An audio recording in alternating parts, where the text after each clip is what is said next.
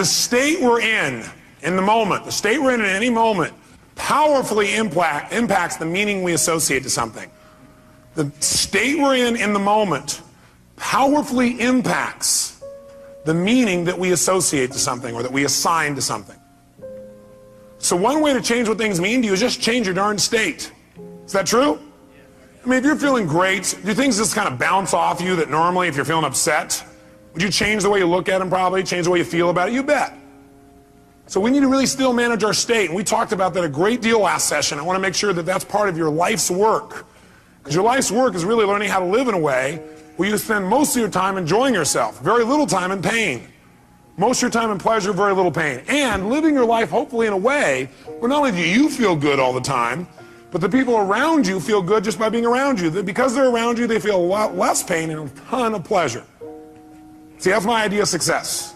Success is when you've learned to live your life in a way where you experience tons of pleasure every day and almost no pain.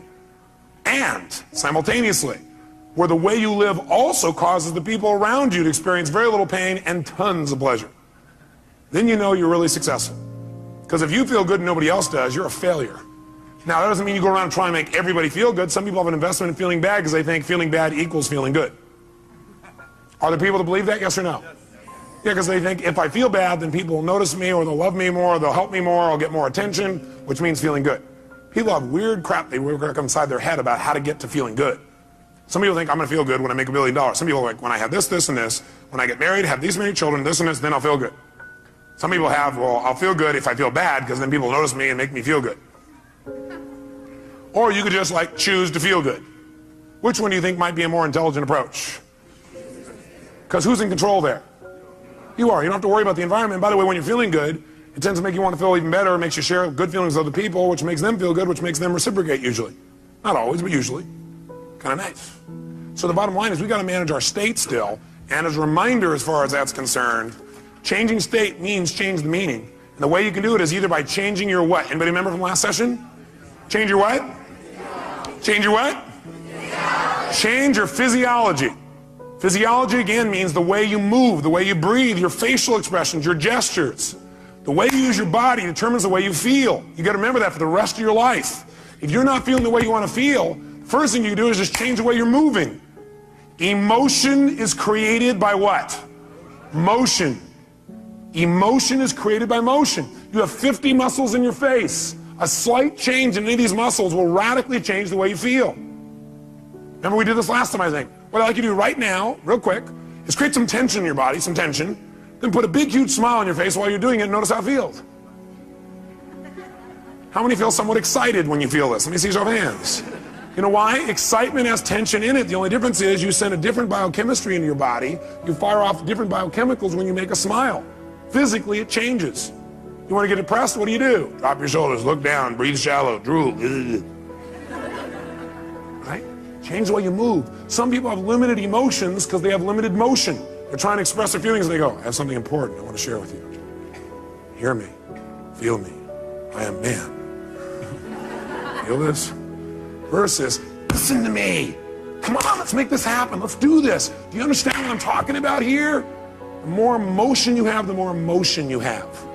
And there's certain emotions you're not feeling because you're not making certain movements happen in your face. You want to change that. You want to go for more.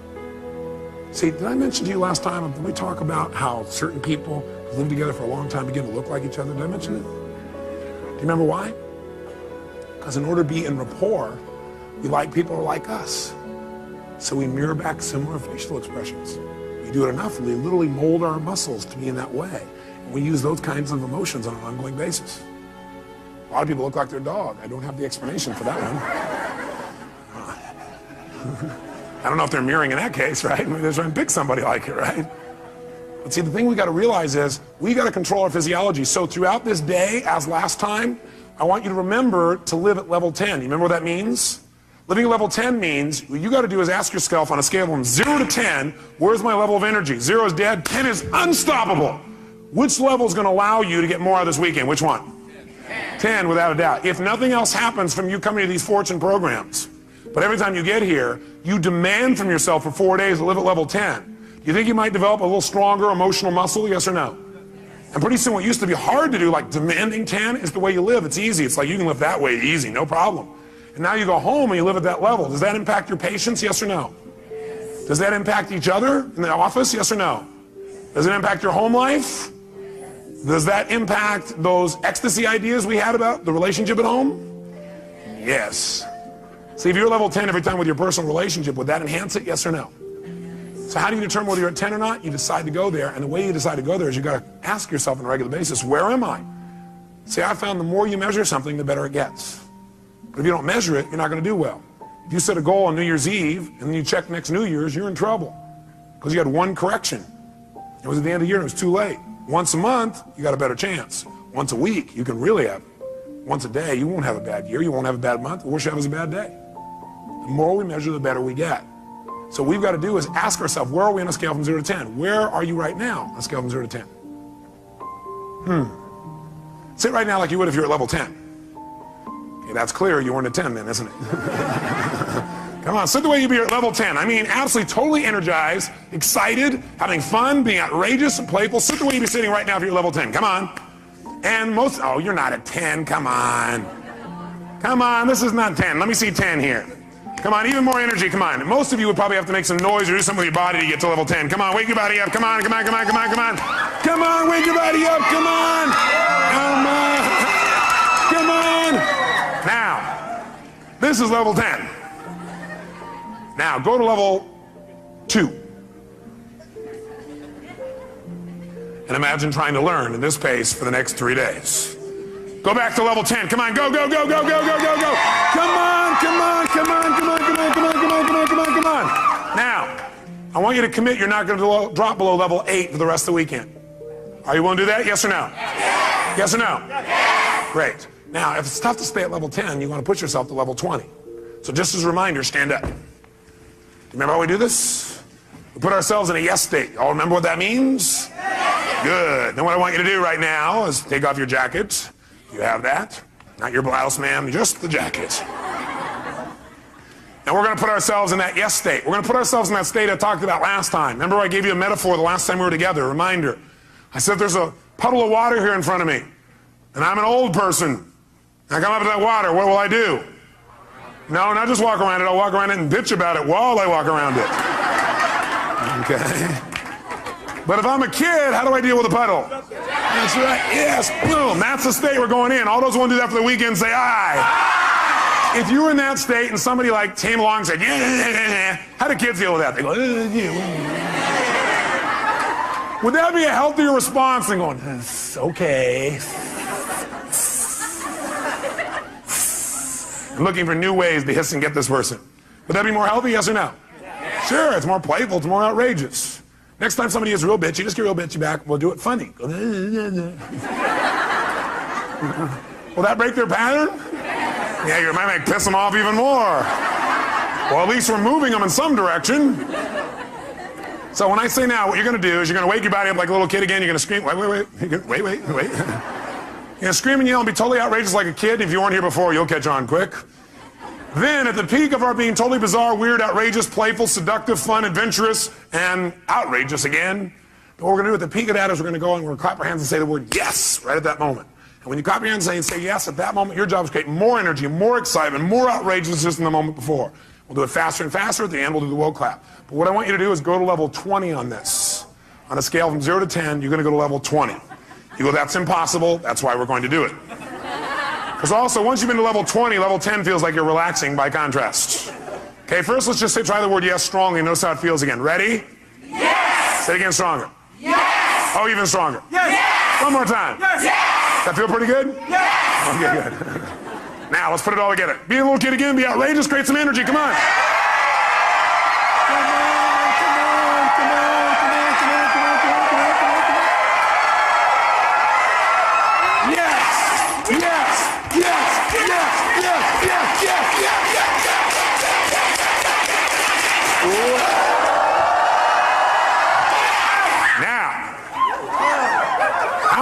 How many are now at level 3?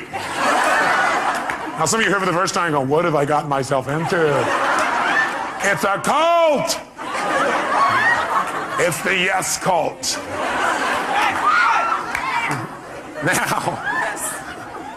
Now, how do you get a muscle? You push yourself beyond what's comfortable and you do it consistently. And that creates growth. So we're going to do it again. You go, I barely survived the first one. Let's try it again. Ready? Wake your body up. Be outrageous. Come on.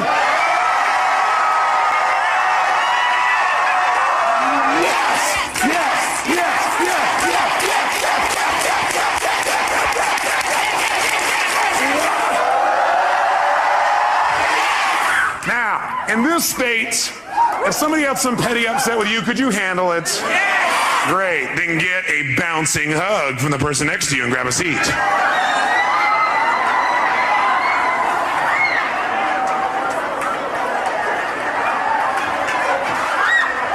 And grab a seat. All right. We said there were two ways, though, that we could change our state. One was to change our what now? Nice and loud. Or the other is to change our focus. Change the way we're representing things to ourselves. Like picturing things in our head is one way we focus. Somebody doesn't show up on time, we picture in our head, I'll see why, because they're out there messing around, because they don't care about me, because this and this and this. Another way we focus is by what we say to ourselves. We represent, oh, well, they're not doing it probably because they don't really love me. And we talk to ourselves in certain ways. We get all these negative feelings. But if we change what we focus on, we change what we feel. If you think of something you're afraid of and you focus on it, will you feel it? You bet. If you wanted to feel depressed right now, how many of you could pull it off? No problem. How would you do it? You remember, don't you? A little reminder here. Just put yourself in a lousy physiology.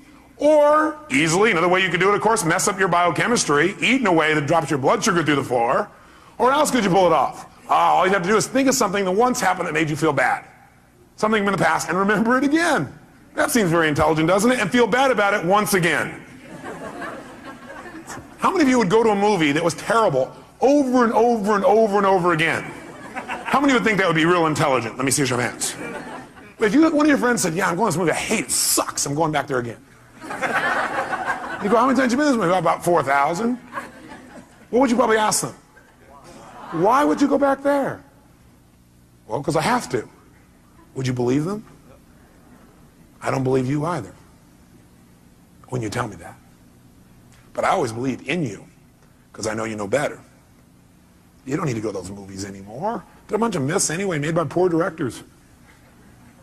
Lousy writers, lousy producers. You're a better producer, director, and writer now. You're probably even a better actor or actress.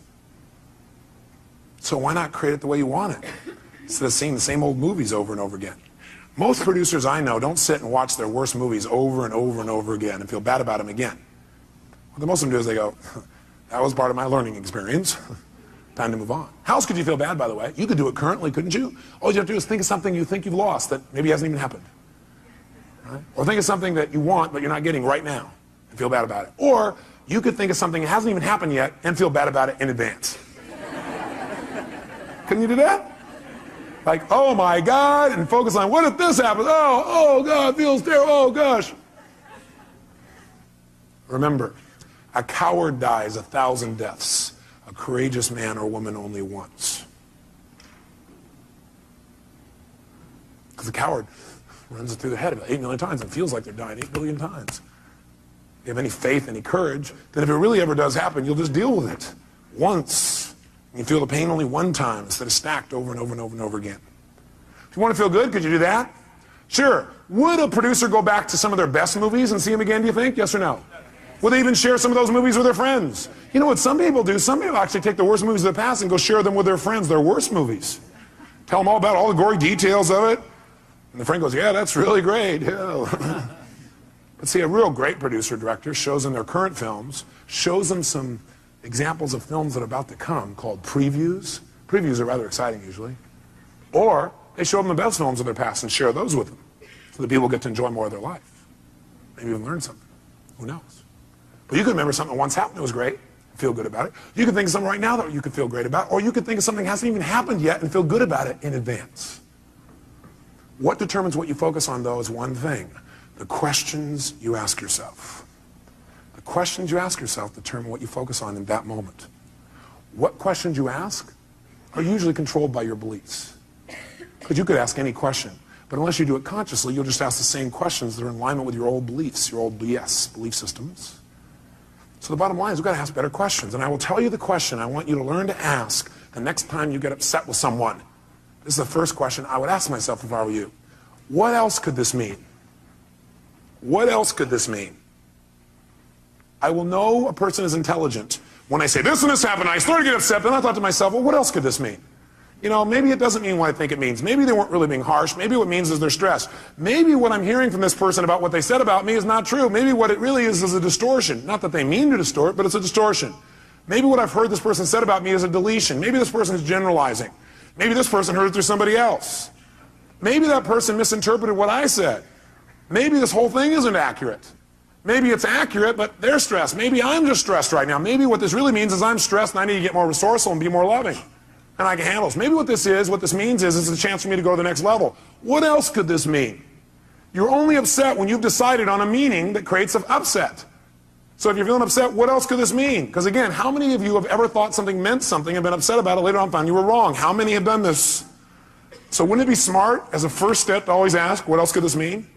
And search for other possibilities. See, with my friends, I always do this. If I care about somebody, I always do this. And what I've learned to do is even with people I didn't so much care about or didn't even know. What else could this mean? See, that makes your whole life open up and expand. See, once you think you know what everything means, you're in deep trouble.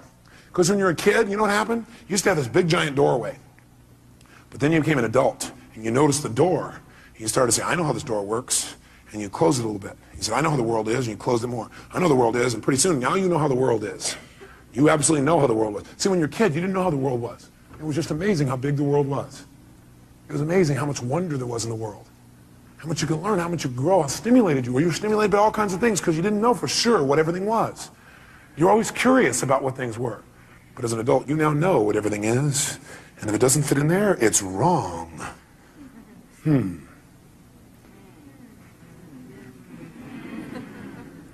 want to open our door back open by saying, well, yeah, but what else could it mean? What else could it mean? What else could it mean? What else could it mean? What else could it mean? Feel a little freer. The other question I tend to ask myself is, do I know everything there is to know about this? Do I know everything there is to know about this? Somebody says something to you, they're really upset with you, or somebody raises their voice. That means they hate me. What else could it mean? Well, it could mean they're stressed. Could mean they don't understand. Could mean they don't even realize they're yelling. Could mean that they need some support. Could mean what I know it means, it's a cry for help. Could mean that I'm oversensitive right now. Could mean that I react to voice tonality instead of real feelings. Could mean nothing. Could just be something that came and went. Do I know everything there is to know about this? No, I don't know everything there is to know about this. I mean, there's all kinds of things that could be going on. I don't know. Opens your world again. We're going to teach you to do this in a format that makes sense. Now, the thing that happens, though, if we want to be able to really take control of our meaning is we got to pay attention to our emotions. So in your notes, write down emotions. Under emotions, in fact, you might want to write the word negative emotions. Negative emotions. Negative emotions.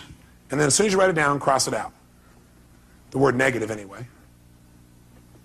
What are some of your negative emotions? Tell me what they are. Fear, what else? Pardon me? Hate, what else? Anger, what else? Guilt, what else? Worry, what else? Upset, guilt, what else? Frustration. I got a question for you. Are they really negative? I'm here to tell you there's no way they're negative. Every emotion you've ever had in your life serves a purpose. The reason it's negative is you've been calling it negative instead of getting the message it's been trying to give you. Every emotion you have, including those you think of as negative, those ones you call negative emotions, I call them emotional messages. I also call them calls to action. All those negative emotions, as you used to label them, are really a call to action. Fear is a call to action. By the way, do you feel that call to action in your body when you're afraid? Yes or no? Does your adrenaline start pumping? Your whole system start gearing up? Emotions are a call to action. And the call to action says one of two things has to happen in that call to action. It's a message. Every emotion is a message. A call to action. And the action and the message it's trying to give you is that you need to change either, number one, your perception of this, or number two, your current actions. Every negative emotion you've ever felt is not negative. Now, you may be overusing them, I'll agree with you. You may be indulging in them, I agree with you. You may not be getting the message from them. What's making it negative is you're not getting the message it's trying to give you. But every emotion, fear, frustration, hate, anger, guilt, all of those emotions are here to serve you if you get quick the message. But what most of us do is we just indulge in the emotion. So we never get the message, and that's why it's negative, because it starts screwing up your body, because what it is a signal to act, and you're not acting. That's why you feel sick to your stomach. You're not acting. You just keep on indulging emotion, not hearing the message. So the message is always, you must change something. Negative emotions are saying you got to change something. Either change the way you're perceiving this, change the meaning you link to this, change your perception, change your focus, or change your actions. Change what you're doing because it isn't working. That's why you're having that emotion. Don't make your emotions wrong. Appreciate them. Be grateful for them, but immediately then ask yourself, hey, what's the message that my emotion's trying to give me here? What do I need to change? My perception or my actions? Does this make sense? Yes, no? So then, how do we make use of it? Well, first of all, notice this. How do most of us deal with our emotions?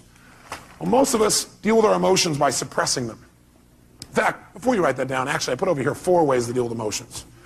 4 ways to deal with emotions. I think the number one way most people deal with their emotions is they try to avoid them. By the way, how effective is that? No. You might do it for a moment or two, but most people, they just try to avoid feeling. Isn't that true? People who don't like to feel negative feelings are so afraid of negative feelings, they try not to feel any feelings. Now, if you don't feel any feelings, you're really going to have some pain. Because that's what life is for. Life, part of the juice of life is expressing and feeling. But sometimes people have had so much pain, they say, I don't want to feel anything. It never works, because eventually it comes out anyway. And then you feel bad about never having felt bad. You feel bad about the fact you didn't feel good. You have a sense of loss because you didn't feel things. Second way people try and deal with their emotions is they endure them. They're going to grunt it out. I'm going to endure these. I'm going to make it through this. I'll hang on to this. And again, this doesn't work. Now, they may try and disassociate after a while here again, or they may try and suppress the emotion. I'll just endure it. I'll just keep pushing it down, and I'll make it through it. I'll just endure it. That doesn't make it better either. Third way, what some people do, I don't know if you've ever seen this happen. I'm sure you've never done this. People compete to see who feels the worst. Some people do is they keep track of their emotions so they can share them with other people and compete. So somebody says, oh man, I feel like hell. Oh, you feel like hell. Let me tell you how I feel. You think you got a problem. Let me tell you my problem. You think you got the biggest problem. Check out my problem. It stands out to here. And people sit there and try and argue about who's got the worst problem. Right? Or the fourth thing that I don't have up there that I'd say, the fourth thing that people do is try and share their pain. Share their problem. They think, oh, I can get rid of my emotion by sharing it with others. So they try and get other people to feel bad too. That way we'll be friends. We can share in the pain together. We must love each other. Are these very intelligent ways to deal with your emotions, yes or no? No, you don't want to avoid them. You don't want to endure them. You don't want to compete for who's got the biggest and worst emotion. Try and make yours worse than somebody else's. You don't want to share them. Make them feel bad too. What a friend you are. Instead, what you want to do is step 5. Learn from them and utilize them. You want to learn from them and utilize them. Now, in order to learn from them and utilize them, in order to change an emotion, we have to change what something what's to us. Starts with an M. We have to change what something what? Means to us. When we change what something means, we transform our emotion. We have a transformation. Does that make sense? In other words, if I'm feeling really upset about something, I'm angry. Do I have to communicate that to get off my anger? No, not necessarily. I'm angry because of the meaning I linked up. What if I change what it means in my head and I realize, hey, that's not what it means? Then will I feel angry, yes or no? Yes or no? If I'm really angry about something, I'm angry because of what I've linked up to it. I'm saying, well, I'm angry because they did that and that means this. But if I really analyze it and I look at it for a while and I go, God, that's a bunch of crap. It doesn't really mean that. Then I've transformed my feeling. Do I now have to go to that person and say, what you did made me angry? Yes or no? Yes or no? No, because I don't have that feeling. I truly don't have it. I'm not suppressing it. I've transformed it. Suppression, however, is when you keep the same meaning. That you keep the same meaning. You're upset about something and you keep the same meaning. You don't change the meaning. All you try and do is stuff the emotion. You try to pretend it's not there. That's suppression. So if you keep the same negative emotion, you don't change how you feel about it. You just try and pretend it's not there. That's suppression, and that's when you get in trouble. So our goal is not just to take things and not suppress them and just express whatever we feel, because if you just go express whatever you feel and you don't think it out, are you going to always communicate well, yes or no? No, in fact, you may say things later on you'll regret in the heat of the moment because you were in state. So what you first want to do is see if you can transform it, honestly and sincerely, and if you can't, then your goal is to get someone to help you to transform it. Go to the source and get the source to help you to transform this. So you know what? I felt this way about this. I made up this bizarre meaning. I know it's not true because I know who you really are. But this is the kind of crap I did in my head. Can you help me? I need to change this. Can you give me some more information or some feedback or help me to clarify this thing? Because I kind of screwed this up in my brain because I know that's not what you meant. But that's what I did inside my head. Can you help me out? Is that different than, you know something? The other day when you did this, I felt this, which by the way implies what they did made you feel something. Is that true? Yes or no? Does anybody do anything and make you feel something? Yes or no? Yes or no? Absolutely not. Absolutely not. Now you have a right to feel the way you feel, but that isn't true that it's actually what made you feel that way. You chose to make yourself feel that way. You communicated that to yourself. So instead of saying, when you did this, that made me feel this, that's implying that somebody made you do something, and that takes responsibility away from the one person who can change your life, meaning you. So I request in the future this. Nothing wrong with any of that. What we want to do is enhance it. The way we want to enhance it is come from the place of, I'm communicating because I want to transform something and I'm responsible, not them. You know, I need your help. I need your help. The other day when this thing happened, I used that to interpret that to mean this. And I know it's not true because I know who you are. I need some clarity. Can you help me out? I got to clean this up in me. Who's responsible?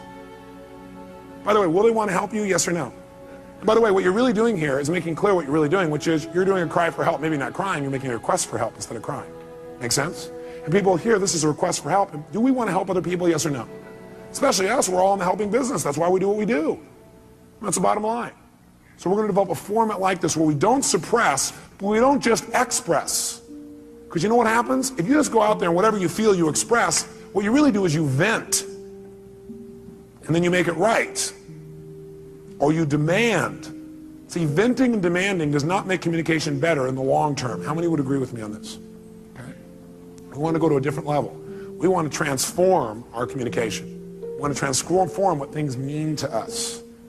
Now, here's what I want to be able to have you do. I want you to be able to take the emotions that you're experiencing and be able to deal with them quickly. So I want to give you 6 steps to changing or dealing with, not dealing with, but I guess utilizing is the right word. 6 steps to utilizing any emotions you feel that you used to call negative, which now I call emotional messages, or calls to what? Calls to action. Whenever you're feeling a negative emotion, which we're now going to call emotional messages, it's a call to action, and it's saying you need to change something. What do you need to change? One of 2 things. Repeat back. What are they? Change either number 1, your what? No, well, you could change your physiology, but if you are getting feedback right now, you're getting a negative emotion, that negative emotion is a message. It's saying you got to change either your perception or your actions. And your actions could be the way you're using your body or your focus or whatever. Change your perception or your actions. Now here's what happens when you get a negative emotion or now an emotional message. Number 1, you want to identify what the emotion is. So you're starting to feel negative things. You want to identify what is the emotion. Now when you identify the emotion, what the emotion is, like you're really upset. Ask yourself, well, what am I really feeling? Underneath this, you might write down the question, what am I really feeling? What am I really feeling?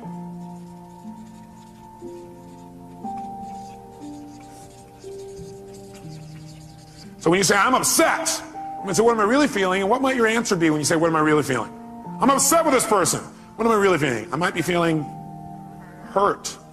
Does that change how you feel in that moment as you identify that? Yes or no? Yes. And when you say, what am I really feeling? You might put a little note in your notes. Use some TV. Use some TV when you come up with your label. Transformational what? Vocabulary. So instead of saying, I'm destroyed, I'm devastated, I'm humiliated, you might say, I'm feeling a little bit hurt. Use TV and use what I call softeners. Softeners are the words like a little bit. So softeners and TV. Here's the second key. Once you've identified what it is, and by the way, usually it's going to be, I have a sense of hurt or a sense of loss. Almost all emotions will probably come down to that in most cases. Is that true? In most cases, not all. Second thing you do, acknowledge and appreciate the message it has for you. Don't deny your emotions. Don't avoid your emotions. Don't suppress your emotions. Don't make them wrong. Don't share them. Start by identifying what they really are and then acknowledge and appreciate the message it has for you. In other words, acknowledge, hey, this is a real emotion. I'm glad I'm having it. It's going to have a great message for me. Then go to step 3. Get incredibly curious. Get incredibly curious as to what it has to offer you, as to what the message is. Get incredibly curious as to what the message is. Underneath this one, number 3, as you get incredibly curious as to what the message is, write down the question.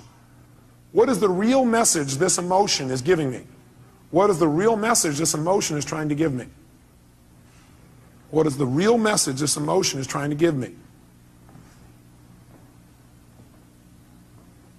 I'll offer you some ways to do this. Let's do all 6 though so you know where we're going. Step 4. Okay, the question on 3, some of you are still there. Question number 3 is, what is the message this emotion is trying to give me? What's the real message? Number 4, get yourself to feel reassured that you can deal with this emotion. Get yourself to feel reassured that you can deal with this emotion. See, a lot of times the stress is, oh my God, how am I going to deal with this? So get yourself reassured you can deal with emotion. And the way you do that is, remember a time when you've dealt with this emotion successfully in the past. Remember a time when you've dealt with this emotion successfully in the past. So if all of a sudden you start to feel depressed, that's a pretty negative feeling. I, first of all, would not call it depression. I'd say a little bit down. But the first thing you do is you go, okay, I'm feeling this terrible feeling. I start to feel depressed. Well, what am I really feeling? Well, I'm really just feeling a little bit down. Okay, great. You know what? That's great. I appreciate it. That's a message. I need to get curious. What is that message? What's the message this thing's trying to give me? And what depression's message usually is, by the way, is you need to reset your priorities. That you don't feel like you're in control. That you got too many things going at once. You feel out of control when you're depressed. So what you have to do is set some priorities and go do the first one on your list. That's what the message is telling you. You feel out of control. The way to get in control, reset your priorities and go do one thing and complete it. The minute you do, your self-esteem will go right back up. So that's a message. So what's the message it's offering me? And by the way, I'm going to teach you the 9 most powerful emotions that you probably experience, what their messages are. So you won't have to wonder about this. You'll know what they are. Step 4, get yourself to feel reassured by remembering times when you dealt with this in the past. Have you ever felt a little bit down before, or what you used to call depressed? How many have ever felt that way in the past? Let me see your hands. How many have dealt with it? Let me see your hands. Great. If you remember that, 2 things happen. You're going to feel reassured you can deal with it, plus you're going to remember how you did it, which means you can use what you did in the past to change it right now. Why wait? Most of us forget the best parts of our past, which is how we dealt with things and turned them around. We just remember the negative feelings. That's kind of weird. Maybe we need to manage our memories better. Remember the things that have resources for us and forget the things that don't. Number 5, get certain. Get certain that you can handle anything like this in the future. Get certain. Not only can you deal with the emotion you have right now, but what you should do is use this as an opportunity to be certain for yourself. Get yourself certain. If it ever happens in the future, I'll handle this emotion quicker and easier. Get certain that you can handle anything like this in the future by rehearsing yourself dealing with it in the future. In other words, think of a time in the future where this depression could have come up and see yourself, feel yourself rehearsing again. Use this as a tool of empowerment. So you remember a time when you were depressed before, you were a little bit down, you turned it around. It took you a while, but you turned it around. You remember what you did. Oh, I dealt with this before, I can deal with it again. And then you say, let me take this opportunity to get certain that I can handle this if it ever came up in the future. And the way I'm going to do that, I'm going to sit down right now, and I'm going to think of, okay, what kind of things might happen in the future? I might get depressed. Well, I might expect something didn't work, feel bad about it. Let me think of a time like that. Okay, let me see myself, hear myself, feel myself deal with it. You see, hear, and feel yourself dealing with it easily. And you do this 2, 3, or 4 times. If you keep doing it 2, 3, or 4 times, then in the future when it comes up, guess what your brain will do? Your brain will go, oh, I can handle this. I'm already prepared.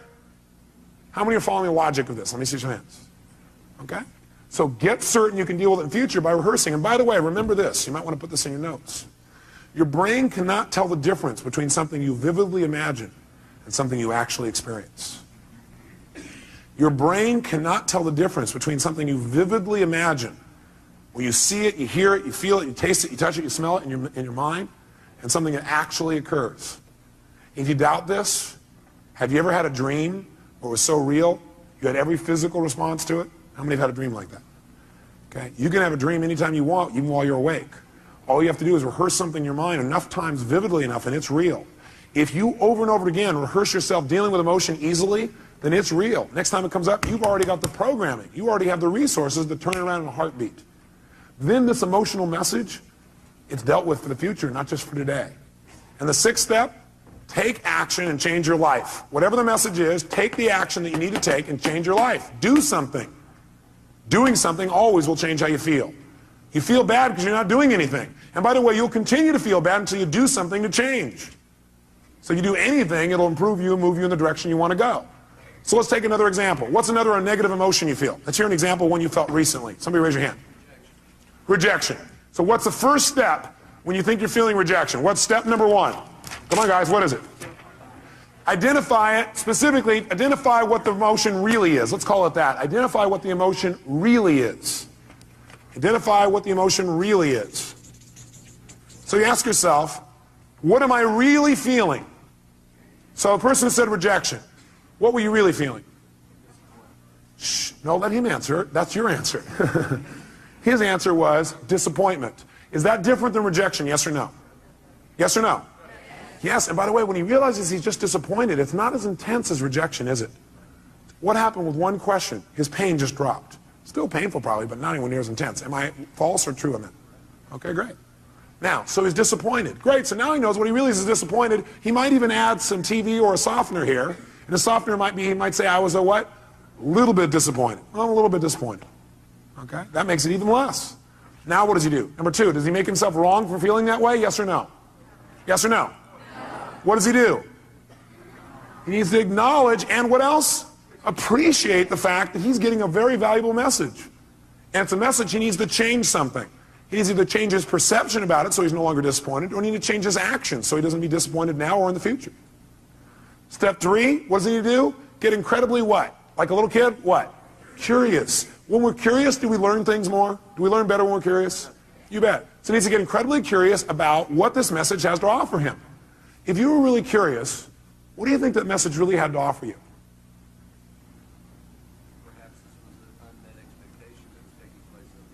Perhaps this was just an unmet expectation that was taking place up here and it wasn't even reality. What's happening to his level of emotional intensity right now? How many see that it's dropping? Can you see that? Okay, it's dropping right out. You go, great. Can you remember a time? Next step is get himself what? What? Great. And the way to do that is get him to what? Remember a time when he's dealt with it. Have you ever been disappointed before and dealt with it? Can you remember a specific time?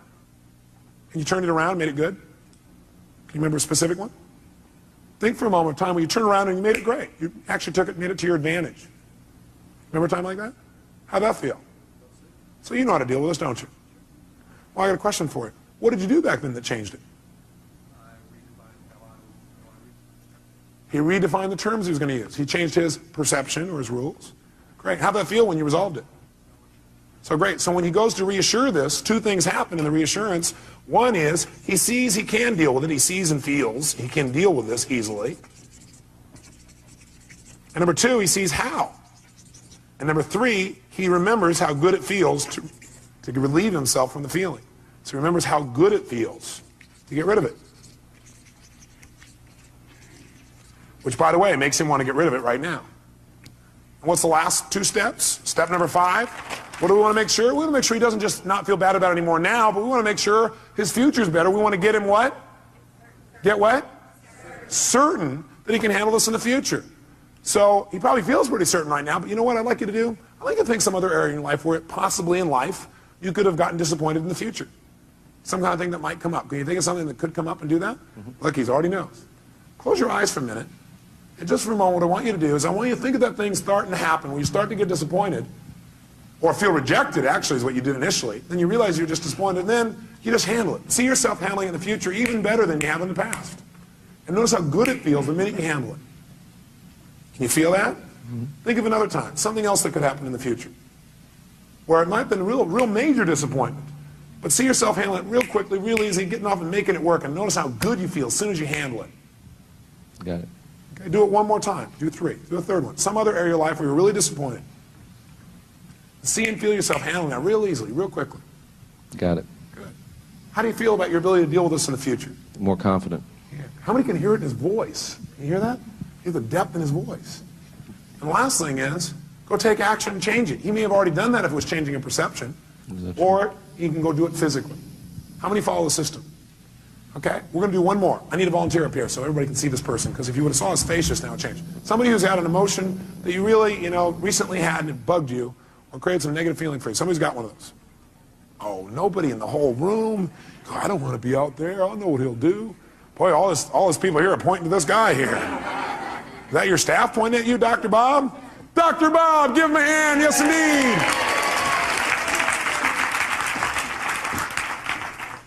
Great. Here you go, sir. He's going to reward you guys for this later. He probably will, actually. That's right. Dr. Bob, what's a negative message, a negative feeling that you've had recently that you'd like to change, you really are committed to changing, but it's been bugging you? Disappointment and rejection. Disappointment and rejection. Well, it seems a lot of that's going around. Must be catchy.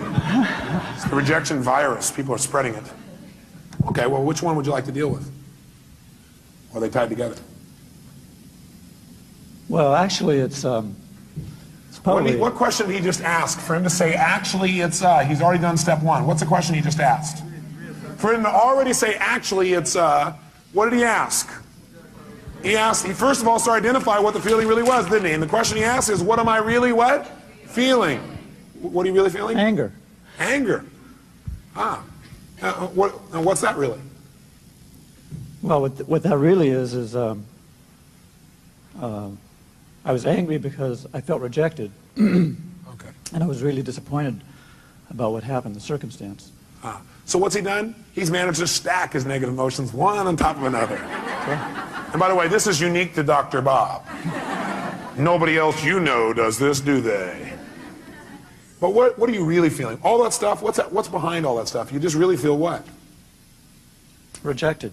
Rejected. Disappointed. I mean, it was discounted my... Does he look like a computer that keeps running the same program over and over again? He's a reject, disappointed. He's running right back through the thing. Do you feel hurt? Yes, yeah. Do you feel rejected or do you feel hurt? I feel hurt. Do you feel disappointed or do you feel hurt?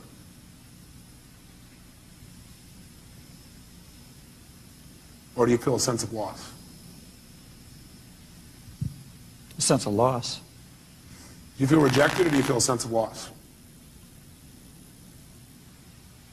Sense of loss. Do you feel angry or do you feel a sense of loss? Sense of loss. Do you feel hurt or do you feel a sense of loss? Loss. What does it always come down to? Loss. Now we can call it whatever we want. Okay? So he's identified it. So, next question is, what do we want him to do? Should he feel bad about having those feelings, yes or no? No, you know what? These are valuable messages that are coming to you. They really, truly are. But what you should feel bad about is indulging in them and not using them. Not learning. You want to feel bad if you don't learn anything. Then feel bad. And then get tired of feeling bad and just decide to learn something. Because you can learn something as soon as you ask, what can I learn from this, right? So right now, instead of making them wrong, what I want you to do for a moment is really appreciate those emotions. Acknowledge the fact those emotions have a valuable message. And then immediately get what? Like a kid, get what? Curious. Get curious for a second as to what those messages really are. What can you really learn from that? What is that message really offering you? In other words, let's go back up to the first one you said, rejection.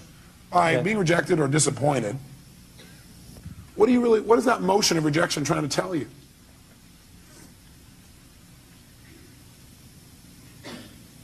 The relationship's important. Love's important. It's telling him that relationship's important, that love is really important to him. Is that a valuable message? Yeah. What was that disappointed in telling you? What was the message it was trying to tell you?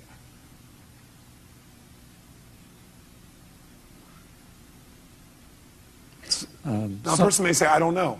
If you did know and it had a positive message, it's always telling you to change something. Mm-hmm. It's telling you to change your perception about something, or it's telling you to change your actions. So what is that emotion of disappointment telling you? To change what? What do you need to change? How I love. How he loves. Very interesting. In what way do you need to change how you love? How it's communicated, or shown. How it's communicated and shown. Mm-hmm. How do you need to communicate and show your love more effectively? I'm curious. Is that better than feeling rejected, disappointed, and lost? Yes or no? Yes. Is this a powerful transformation in this man? Yes or no? Yes. Okay, good. So stay curious, because that's it. Instead of going, oh, I don't know the answer. We don't know the answer, and you're a little kid. What do? You get even more what? Curious. If you don't know the answer, don't go, oh, God, I don't know the answer, but at that time, I don't know, I feel so good. Instead go, I'm getting more curious. You have plenty of time, because curiosity is valuable. What would you guess?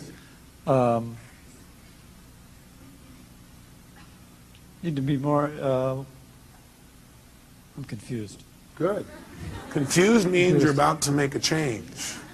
Is that true? See, when you know what things mean, you'll just keep doing it the way you've always done it. He was not confused when he went, I'm disappointed, I'm rejected, I'm frustrated. In fact, he kept doing it over and over again because he was not confused. He knew exactly how to do that. Now he's confused. His little brain's going, this little computer program's not working the same way. So, So the question always help him out with is, what do you need to change in order to no longer feel this? Do you need to change your perception or your actions or both? And what do you need to change about your perceptions? What do you need to change about your actions? You might want to write that down, but go ahead. So my action should be different. I mean, if what I did didn't work, I need to try something else. That's right. So I need to communicate that differently, behave differently. Okay. And how many hear what he just said? Did you understand what he said? He said what it's saying is, the way I communicated, the fact I got rejected is a message that love's really important to me, and that I need to change the way I'm communicating so I get what I want. Because obviously it didn't work, so I got to change my approach. Is that true? Is that different than I'm not worthwhile as a meaning, or they don't love me as a meaning? Yes or no? Huge difference in how he feels. Have you ever felt rejected or disappointed in the past and dealt with it really powerfully or really effectively? Yes. Do you remember a specific time? Yes. Okay, go back to that time. And remember how you dealt with it. And how you turned it around and made it something positive. Okay. How'd that feel, first of all? Great. A sense of accomplishment. Yeah, that's right. And how did you do it? I took action. What did you do? Take action. How did you do that? What did you do? I started doing things differently. Oh, great. Expressing myself differently. Did it work? Yeah. Mm-hmm. Wow. By the way, what is this doing now? It's teaching his brain, if you do this, you're going to get pleasure. What you used to do gave you what? Pain. The brain is always trying to avoid what? And move towards what? He's teaching his brain right now. He's rewiring his brain a little bit here. Now, by the way, I keep using these computer metaphors, and I see some of you get pained when I do that. And I think it's because you think, oh, do you think I'm just a computer? No, I see you as a spiritual being who also has a filtering system. And that filtering system sometimes you allow to take control and keep you from doing what you do naturally, which is just love and appreciate other people, including yourself. Okay? So we got to deal with both sides. How it is, how we operate unconsciously, as well as who we are. We want to deal with how we operate so we can be more of who we are. Now, I'd like you to think about this for the future. First of all, you feel pretty good about you being able to deal with it right now? Yes. Yeah. And by the way, does he really look like he can deal with it now? Yes or no? So think about the future. I'd like to think of some place in the future where you could have felt rejected or disappointed. Something that could come up that could cause you to feel rejected or disappointed. Okay. Okay? Close your eyes if you would, and see yourself using your skills, and handling it 10 times better, quicker, more easily, turning it around right away. And feel how good it feels to turn that around. Okay. How does that feel? Feels good. Yeah. Can you do it? Yes. Easily or hard? I can do it. You can do it. Okay, great. So now I want you to do it. That's great. So now I want you to close your eyes. I want you to think of another time where it would come up. Only this time I want you to do it easily. I want you, there are resources inside of yourself you haven't thought of before, and I want you to do it and even enjoy it. Turn around and make it happen easier and quicker. Okay. Okay, look, if I ask him to do it, can he do that? Yes. Yes. I'm asking him a better question. It gives him better resources. Okay. Can you see yourself handling it quicker and easier in that one? Yes. How does that feel? Great. How many see the difference and hear it in his voice? Great, let's do one more. Think of something else that could come out in the future where you could have felt rejected or disappointed, but now, heck no, you handle it really easily, real quickly, just like this. Okay. Have you already done it? Mm-hmm. Done. He's getting a little faster at this, isn't he? He's got some experience. How do you feel when you do that? Super. Super. Look at him. Look at his face. Now, if someone were to say, I'm going to reject you now. Thank you very much. Give him a hand. Thank you very much, sir.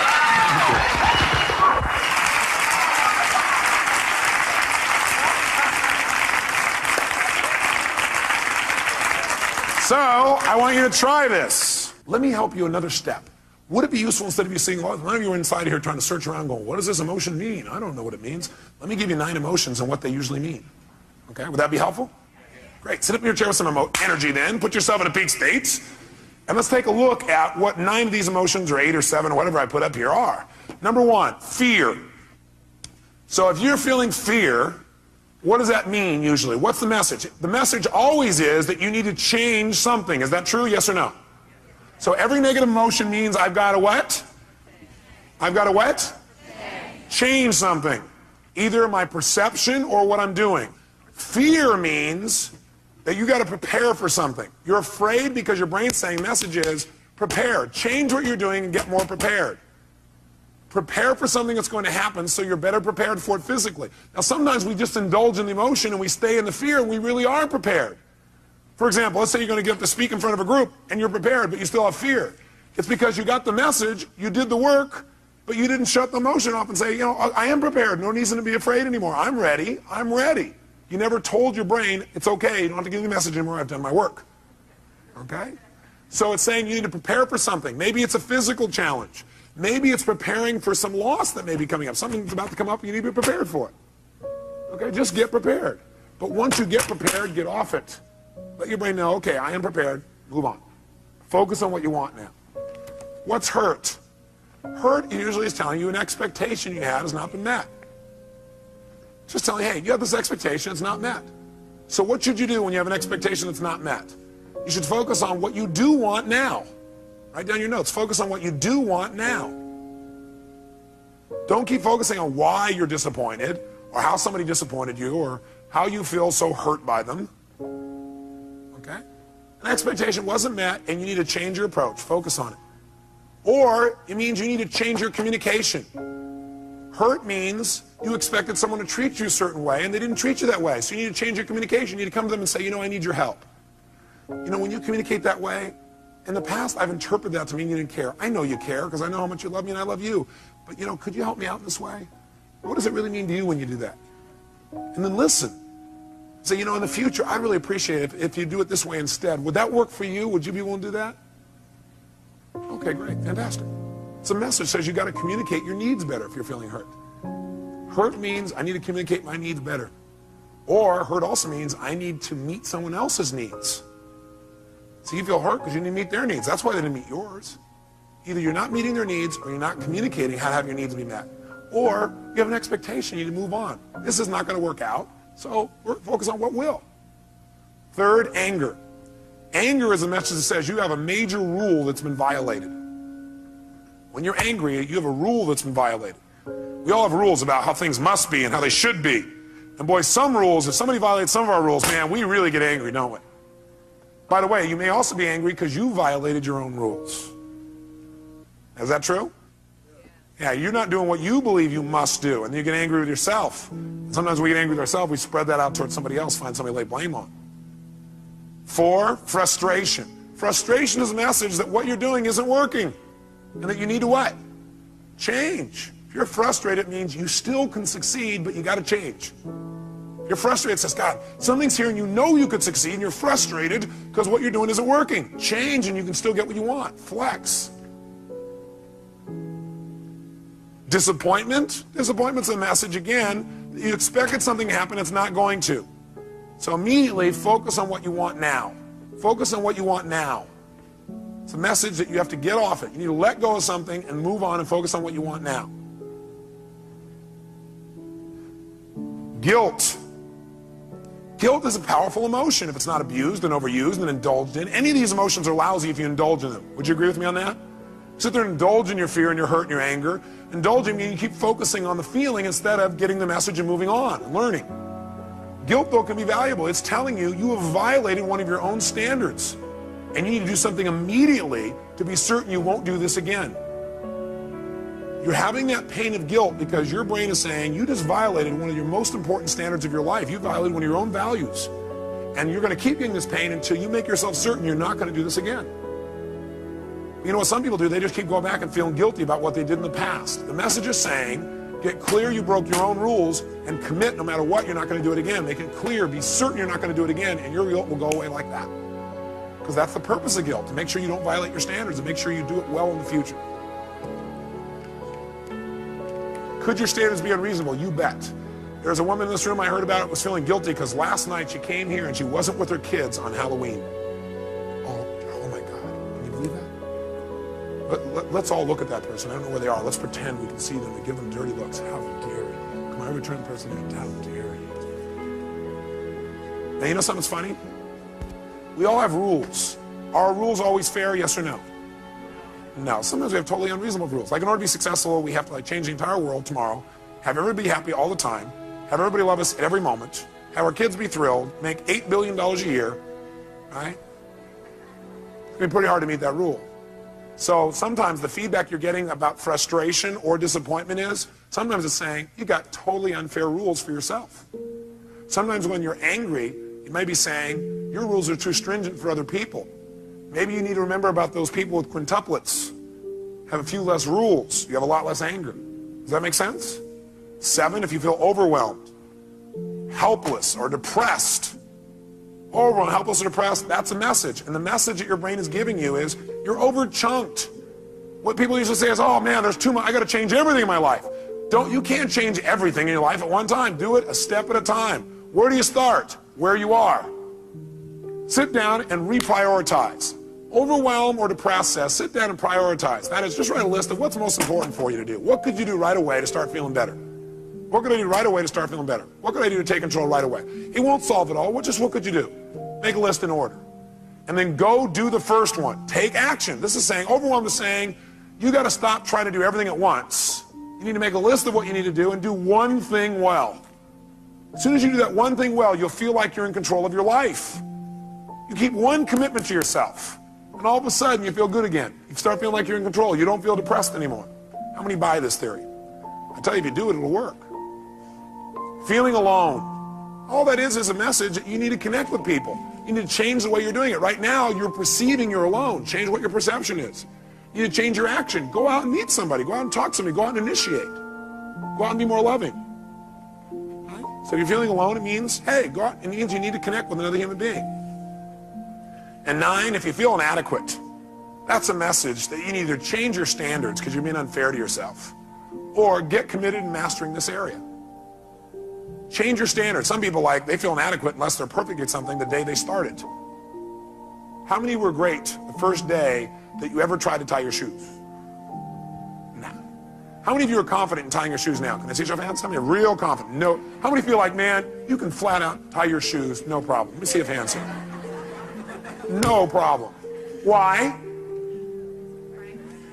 That's right, because you do it all the time. So you do anything you do over and over again, you get good at. If you're feeling inadequate, it may be because your standard is you're trying to be perfect the first time. You're not going to be perfect the first time. How dumb. Okay? Does this list help you? Yes or no?